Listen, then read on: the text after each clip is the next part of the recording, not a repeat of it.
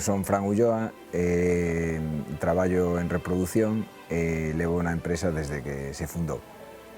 O meu traballo pois, é asesorar e facer reproductivo nas granxas que están asociadas con nós, as que visito desde xa hai un montón de anos. Non? Fago visitas mensuais, quincenais ou máis algunhas revisitas e bueno, sobre todo moito de falar co gandeiro. Non? A min gústame a relación persoal cos gandeiros, son boa xente, son xente legal e tal, e logo encántame estar na empresa onde estou cos socios e amigos. Non?